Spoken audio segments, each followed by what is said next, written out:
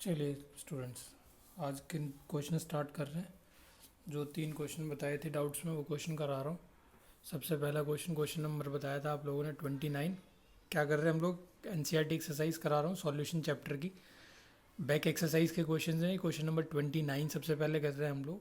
जो लोग नए जुड़े हैं वीडियो के साथ उन्हें बता रहा हूँ मैं। क्वेश्चन नंबर 29 में क्या कहा गया है? नेलोरफिन, जिसका आपको फार्मूला दिया गया है, similar to morphine is use to combat withdrawal symptoms in narcotic users. जो नार्कोटिक यूज़र्स होते हैं, जब उनमें मॉर्फिन को छुड़ाया जाता है तो नेलोरफिन जो है वो क्या कराया जाता है, उसके लिए विड्रॉल के लिए यूज़ किया जाता है, मतलब नेलोरफिन दी जाती है उन्हें। तो नेलोरफिन की जो डोज दी जाती है वो 1.5 mg दी जाती है, ये इन्होंने बताया गया है।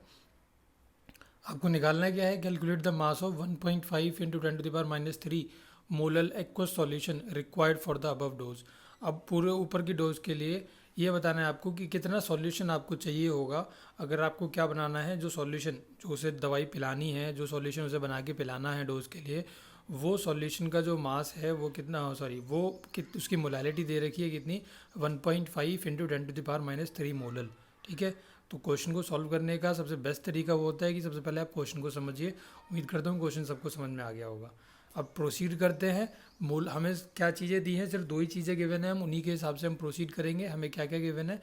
हमें एक मोलैलिटी गिवन है और दूसरा हमें मास गिवन है उसका कि 1.5 मिलीग्राम वो लिया जा रहा है। ठीक है। तो मोलैलिटी से शुरू करेंगे। मोलैलिटी का फॉर्मूला क्या होता है? Number of moles of solute upon mass of solvent in KG.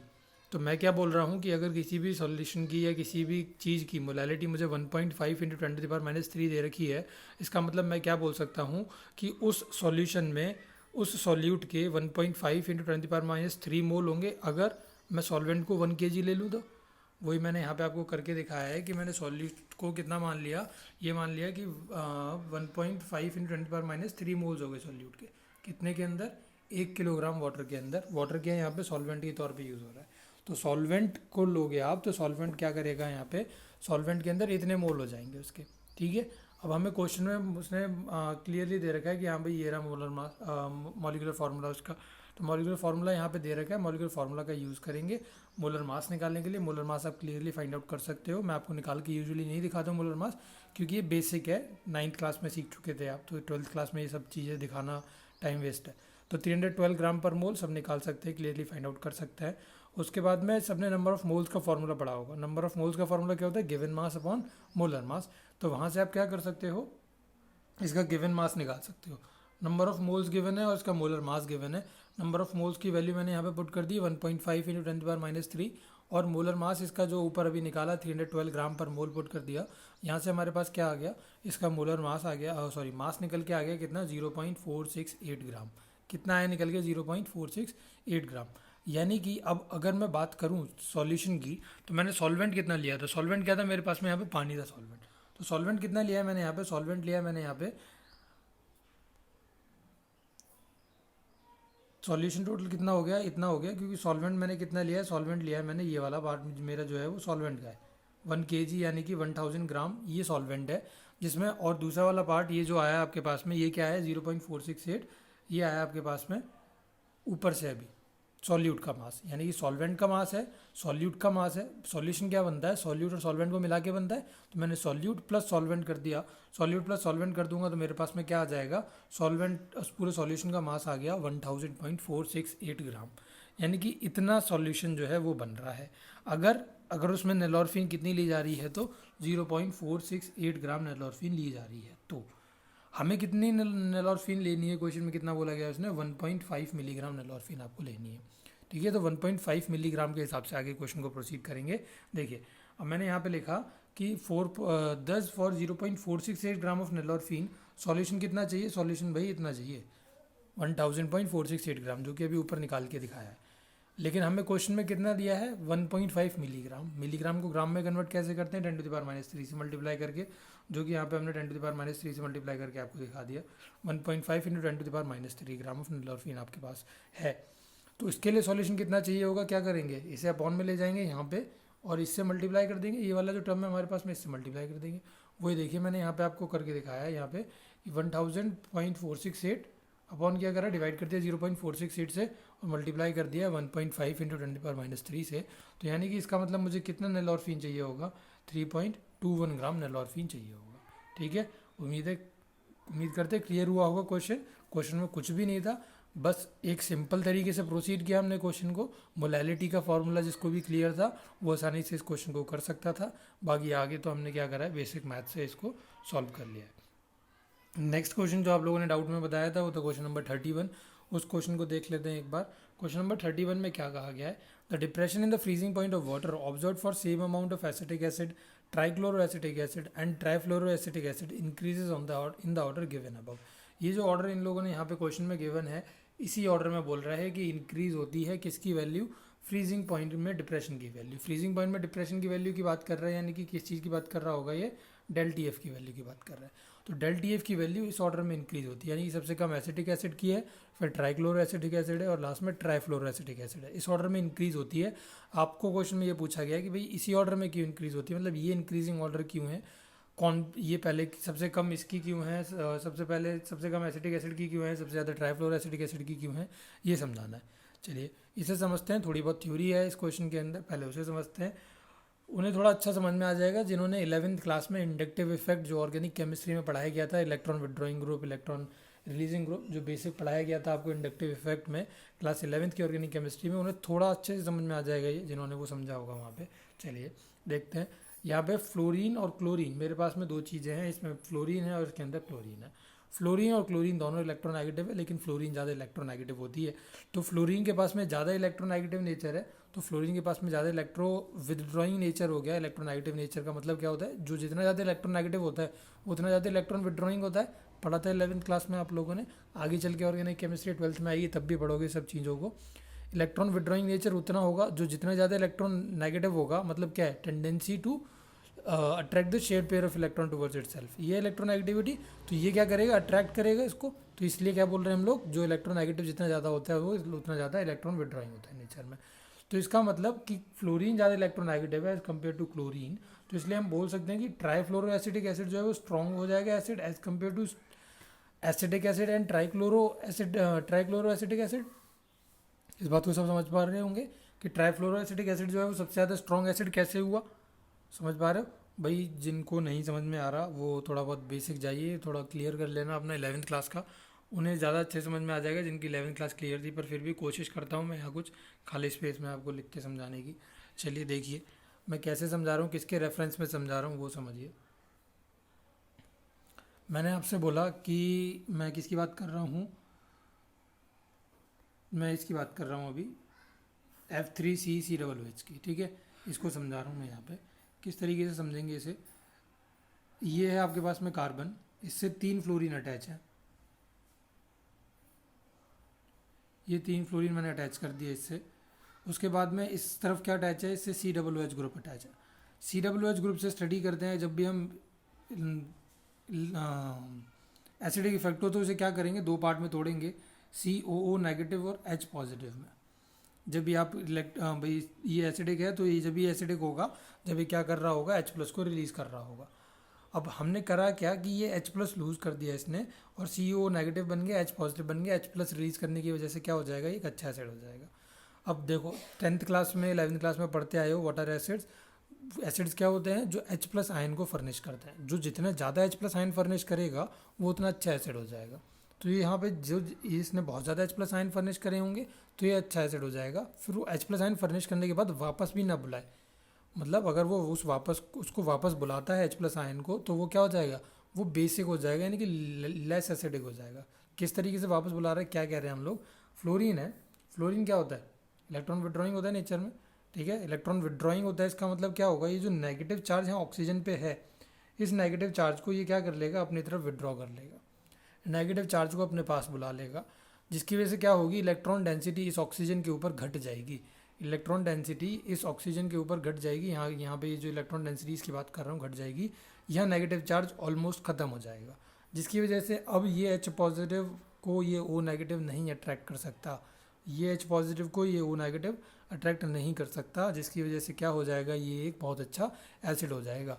इसी को अगर आप हटा दीजिए यहाँ से, फ्लोरीन आप हटा दीजिए, फ्लोरीन की जगह आप कुछ और लगा दीजिए, फ्लोरीन की जगह आप कुछ और लगा दोगे, मान लो मैं इलेक्ट्रॉन डोनेटिंग ग्रुप लगा देता हूँ, CH3 लगा देता हूँ यहाँ पे, तो ये तीनों फ्लोरीन हटा के, तो वो क्या करेंगे, वो इलेक्ट्रॉन डेंसिटी ऑक्सीजन के ऊपर बढ़ा देंगे।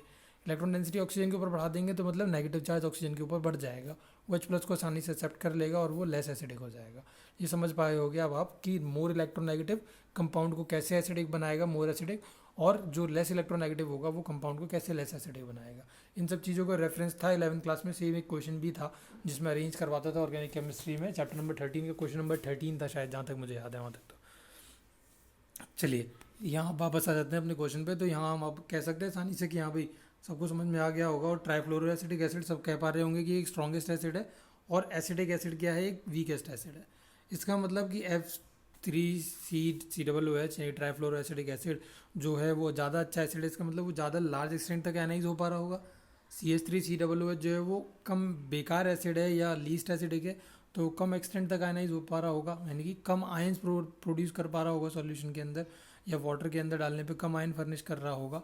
एक बात और ध्यान रखिएगा आप यहाँ पे, ये वाली इंपॉर्टेंट चीज़ है, इसे अंडरलाइन कर लीजिएगा या इसे अपने दिमाग में अच्छे से बैठा लीजिएगा कि greater the number of ion produced greater is the depression in the freezing point. जितने ज़्यादा आयंस प्रोड्यूस होंगे उतनी ज़्यादा डिप्रेशन होगा फ्रीजिंग पॉइंट में। इसे समझने के लिए आप डिप्रेशन इन फ्रीजिंग पॉइंट वाली वीडियो जाके देखिए, जिन्हें ये क्लियर नहीं हो रहा कि कैसे ये सब चीज़ें हो रही हैं, तो उसमें आप जाके देखिए कि जितने ज़्यादा आयंस कोई प्रोड्यूस करेगा उतना ज़्यादा उसका वेपर प्रेशर कम हो जाता था। जितना ज़्यादा वेपर प्रेशर, जितनी जल्दी वेपर प्रेशर कम हो जाएगा उतना ज़्यादा आपको डिप्रेशन फ्रीजिंग पॉइंट में देखने के लिए मिलेगा। ये सब चीज़ें क्लियर हो जाएंगी आपको। आप कोलिगेटिव प्रॉपर्टी वाली दूसरी वीडियो देखेंगे तो उसका लिंक प्रोवाइड कर दिया जाएगा डिस्क्रिप्शन में, आप वहाँ से जाके चेकआउट कर सकते हो उस वीडियो को। अगर किसी को इस वाली स्टेटमेंट में प्रॉब्लम रहती है तो आप उस वीडियो को जाके देख सकते हैं, ठीक है। तो यहाँ से मैं कह रहा हूँ कि जो जितने नंबर ऑफ आयन प्रोड्यूस करेगा उसका डिप्रेशन उतना ज़्यादा होगा फ्रीजिंग पॉइंट में। और अभी यहाँ बताया ज़्यादा नंबर ऑफ आयन कौन प्रोड्यूस करेगा, जो स्ट्रॉन्ग एसिड है। And who is strongest acid among these all, trifluoroacetic acid. तो ट्राइफ्लोरोएसिटिक एसिड सबसे ज़्यादा आयंस प्रोड्यूस करेगा, सबसे ज़्यादा आयंस प्रोड्यूस करने की वजह से सबसे ज़्यादा डिप्रेशन उसके अंदर फ्रीजिंग पॉइंट में देखा जाएगा। तो डेल TF की वैल्यू पे जब मैं अरेंज करने चला था तो किस ऑर्डर में मैंने अरेंज कर दूंगा, इन्हें इस ऑर्डर में अरेंज कर दूंगा, इसकी सबसे ज़्यादा डेल TF की वैल्यू, इसकी कम और इसकी सबसे कम, ठीक है। समझ पाए होंगे आप इस क्वेश्चन को, उम्मीद करता हूँ। इस तरीके का एक और क्वेश्चन मैं आपके लिए लेके आया हूँ, वो बाहर से है, आपकी बुक से नहीं है। उस क्वेश्चन को मैं आपको दिखा देता हूँ कि वो क्या क्वेश्चन है।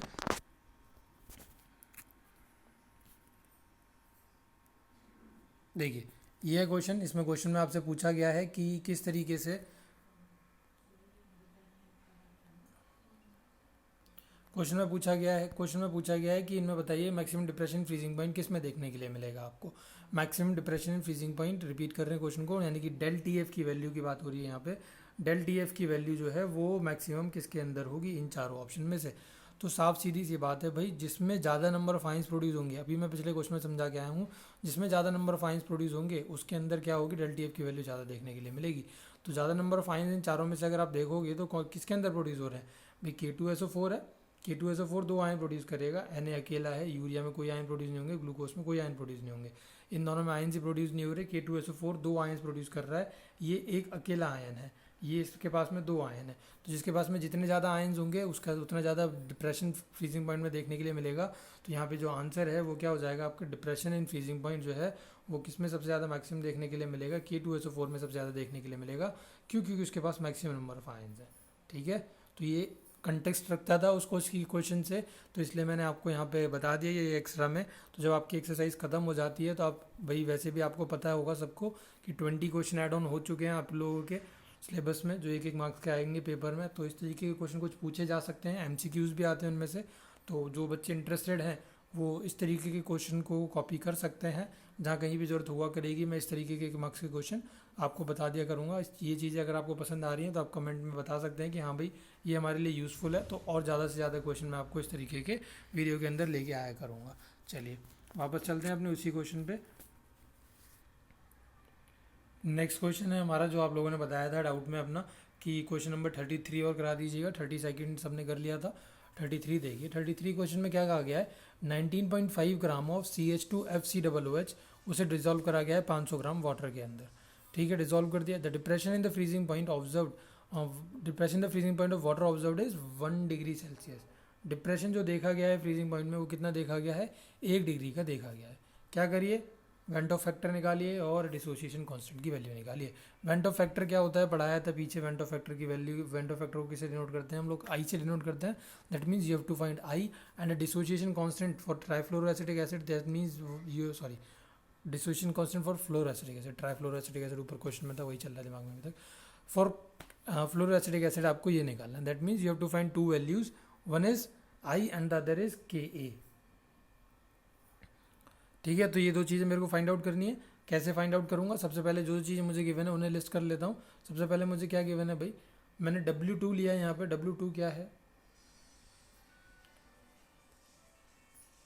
W2 लिया है। W2 यहाँ पे क्या है, W2 है अमाउंट ऑफ सॉल्यूट, कितना 19.5 ग्राम, क्वेश्चन में मैंशनड है, ये रहा 19.5 ग्राम। उसके बाद W1 दिया है, W1 यानी कि अमाउंट ऑफ सॉल्वेंट कितना 500 ग्राम, 500 ग्राम दिया है उन्होंने, 500 ग्राम वाटर यानी कि सॉल्वेंट के अंदर डिजोल्व करा है। KF की वैल्यू गिवन है क्वेश्चन में, KF की वैल्यू क्वेश्चन में नहीं दी है, क्वेश्चन में प्रोवाइडेड होगी। इस तरीके के जब क्वेश्चन आएंगे तो KF की वैल्यू होगी, यहाँ पे हम वाटर के लिए ले रहे हैं 1.86। उसके बाद इन्होंने बोला डिप्रेशन इन फ्रीजिंग पॉइंट यानी कि डेल्टा टीएफ जो देखा गया है, ऑब्जर्व लिखा है, कास्ट साफ साफ लिखा है ऑब्जर्व इज 1 डिग्री सेल्सियस। तो मैंने ऑब्जर्व लिख लिया कि डेल्टा टीएफ ऑब्जर्व कितना है 1 डिग्री सेल्सियस। ले लो केल्विन ले लो, कोई फ़र्क नहीं पड़ता, मैंने केल्विन लिख लिया है। जिन लोगों को आपत्ति हो रही है कि भाई सेल्सियस है क्वेश्चन में, केल्विन कैसे लिख लिया, वो सेल्सियस लिख लें, कोई दिक्कत नहीं है भाई। डिफरेंस निकालोगे, डेल्टा टीएफ डिफरेंस होता है, आप केल्विन में निकाल लीजिए, सेल्सियस में निकाल लीजिए, डिफरेंस विल ऑलवेज रिमेन 1। तो डिफरेंस में आप सेल्सियस और केल्विन सेम यूनिट्स होती हैं, कोई फ़र्क नहीं पड़ता उससे। अब मैंने यहाँ पे डेल्टा टीएफ का फॉर्मूला यूज़ कर लिया है, मैं मोलर मास निकालना चाह रहा हूँ जो मेरे को ऑब्जर्व्ड डेटा है उन सब चीज़ों से। तो मैंने मोलर मास का फॉर्मूला लगा लिया, डेल्टा टीएफ का फॉर्मूला लगाया, बल्कि वहाँ से मोलर मास निकाल रहा हूँ। KF into W2 that is amount of solute into 1000 upon delta TF that is depression the freezing point and W1 that is amount of solvent present. As we have taken 1000 in the formula, so there is no need to convert gram into kilogram over here. So we will directly take the values in gram. तो यहाँ पे हमने 1.86 डाल दी KF की value, W2 की value डाल दी 19.5 ग्राम 1000, और delta TF की वैल्यू क्या डाल दी 1 डाल दिया, और W1 डाल दिया क्या हमने 500। सॉल्व कर दिया, सॉल्व करने के बाद हमारे पास आंसर आ गया कितना 72.54 ग्राम पर मोल। 72.54 ग्राम पर मोल हमारे पास में आंसर आ गया। ये क्या है, ये ऑब्जर्व्ड मोलर मास आया है। क्या है ये, ऑब्जर्व्ड मोलर मास। अब हमें निकालना क्या था, हमें कैलकुलेटेड मोलर मास निकालना है। कैलकुलेटेड मोलर मास कैसे निकालते हैं भाई, कैलकुलेटेड मोलर मास मतलब एक्चुअल मोलर मास जो होता है, जो हम कैलकुलेट करते हैं एटॉमिक मास डाल डाल के सबके, वो निकालेंगे। वो कैसे निकालेंगे, देखो CH2FCOOH है, फॉर्मूला है, डालो, कार्बन का डालो, हाइड्रोजन का 2 डालो, फ्लोरीन का डालो, और सॉल्व कर लो। सॉल्व करके आंसर आपके पास में 78 ग्राम पर मोल आ जाएगा। जब मैंने वेंट ऑफ फैक्टर पढ़ाया था, वेंट ऑफ फैक्टर, अब कुछ बच्चे ऐसे होंगे जिन्हें पता ही नहीं वेंट ऑफ फैक्टर क्या होता है, तो वेंट ऑफ फैक्टर आप पहले पढ़ लीजिएगा। वीडियो है मेरी वेंट ऑफ फैक्टर पे भी, वहाँ से आप जाके देख सकते हैं, उसका भी लिंक मैं प्रोवाइड कर दूंगा डिस्क्रिप्शन में, उससे जाके आप देख सकते हैं वेंट ऑफ फैक्टर को। वेंट ऑफ फैक्टर क्या होता है भाई, वेंट ऑफ फैक्टर के बहुत सारे फॉर्मूले बताए थे, जिनमें से एक फार्मूला जो था वो था calculated upon observed, calculated colligative property upon observed colligative property. इस तरीके का एक फार्मूला था। मैंने यहाँ पे कैलकुलेटेड मोलर मास लिया अपॉन ऑब्जर्व्ड मोलर मास लिया है। कैलकुलेटेड मोलर मास कितना है हमारे पास में 78, और ऑब्जर्व्ड मोलर मास कितना है 72.5। डिवाइड करोगे यहाँ से 1.075 आंसर आ गया। That means we have find out the value of I, that is 1.075। आगे चल रहे हैं, कैलकुलेशन ऑफ डिसोसिएशन कांस्टेंट निकाल रहे हैं, यानी कि के की वैल्यू फाइंड आउट करना चाह रहे हैं। के की वैल्यू फाइंड आउट करने के लिए मैंने बोला कि डिग्री ऑफ डिसोसिएशन जो है वो कितना है, वो अल्फा है। डिसोसिएशन कराया हमने कैरी आउट, और डिग्री ऑफ डिसोसिएशन कितना है, यहाँ पे अल्फा आया। अब डिसोसिएशन कैरी आउट कराने के बाद में रिएक्शन लिखी CH2FCOOH की। क्या reaction, CH2FCO negative plus H positive. ठीक,